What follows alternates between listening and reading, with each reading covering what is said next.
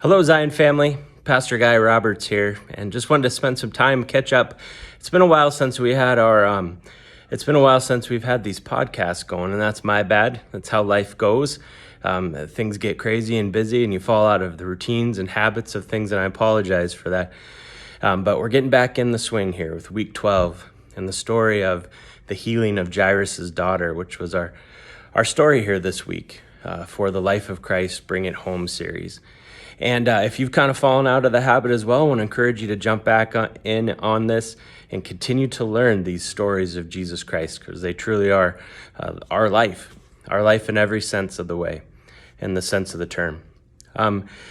This story with Jairus' daughter, we're not going to spend a lot of time here today, but I just wanted to throw out some things that I've kind of learned along the way, the things that I have kind of come to, especially on Sunday during discipleship hour, some things to point out here.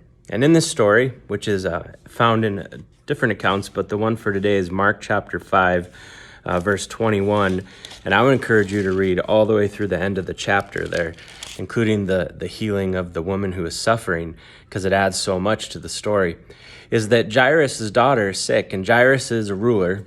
He is a ruler of the synagogue. He is a well-respected man who is used to doing things and being capable and taking control of situations. And he's faced with the most awful of dilemmas, which is, do I stay by the bedside of my dying daughter, or do I go and seek out what help I can find for her? And that would be Jesus. And knowing that Jesus has performed miracles like this and that he might be able to offer help, then he makes that brutal decision to leave his daughter and to do everything under his power and control to save her. And so in this story, he finds Jesus and he asks him to come and takes him by the hand, leads him, symbolically, but leads him to his daughter.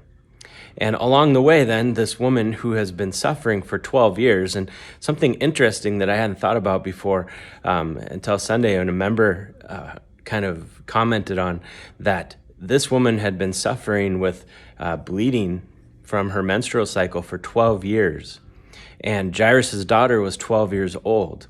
And Jairus is a well-respected man of the community who is used to being in charge and taking charge and being in control of things. And this woman is not. She's on the lower class. And so as they're walking along and Jairus is leading Jesus desperately to the bedside of his daughter so that there be some hope of her being saved, this woman reaches out and touches Jesus, and he feels that power, it says, go from him and stops, which must have been brutal for Jairus. Just imagine you're in this situation where you're trying everything you can to get Jesus, the thing that you can help, that you're doing everything you can to get him to your daughter, and he stops. To take care of someone in the crowd that is not as important as him and it doesn't say anything like that in scripture, but this struggle that must be, this desperate struggle in him that must have been going on. And Jesus takes the time. He speaks to her, he finds out who it is, and he says, I think it ends with, daughter, your faith has made you well. Go in peace and be healed of your disease. And while he is talking to her, then they come and tell, there's no reason to bother the teacher anymore. They tell Jairus, because your daughter has died. And for every person in the world who's ever lived, that would be the end of the story. That is something that can't be undone. And that is something that it's kind of the end. And so there Jairus is, and this is the powerful part of this story to me and want to share with you today, is he has been doing everything under his power and in his control to save his daughter. He has found the one person that might be able to bring what he needs to save his daughter, and now he hears these words. That she has died. And when they say, why trouble the teacher any farther, in verse 35, Jesus overhears this. And now all of a sudden the entire thing switches, which is really powerful.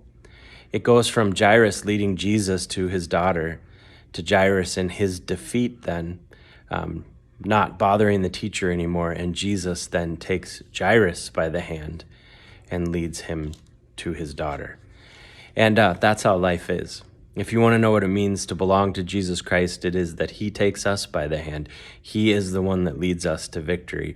And he is the one that has done everything under his power and control to save us. And so the story ends. And it ends with her being raised from the dead. And he says to Jairus then in this moment of where the roles switch, rather than being led to Jairus' daughter, he is now leading Jairus to his dead daughter. And he says, "Do not fear, but only believe." And so then he takes Peter, James, and John, and no one else, and they come to Jairus' house, in which then there's a commotion, and Jesus asks, "Why are you making a commotion and weeping? This child is not dead, but is sleeping." For in his perspective, that's true. She will be alive again. And they laughed at him. They ridiculed Jesus for saying this.